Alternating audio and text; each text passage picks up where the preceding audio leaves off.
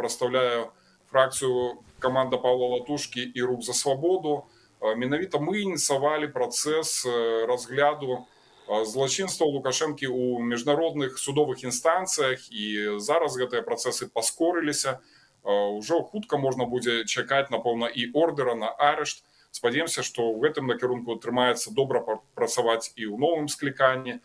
Таксама розныя іншыя пытанні, звязаныя з беларусамі ўнутры краіны, якія хацелі бы, каб рэжым змяніўся, і мы працуем дзеля гэтага. Асноўныя накірункі нашай праграмы — гэта ціск праз санкцыі, ціск праз тое, каб абмяжоўваць магчымасці для існавання рэжыма, і таксама адказнасць. Адказнасць — гэта тое, што я ўжо сказал. Шмат вельмі было зроблена, каб беларусы проста перагарнулі старонку. Трэба за свае дзеянні рэжыму адказваць. Мы якраз такі з'яўляемся голасам тых беларусаў, якія знаходзяцца ўнутры краіны і не падтрымліваюць рэжым, не падтрымліваюць яго дзеянні на карысць Крымля ў вайне.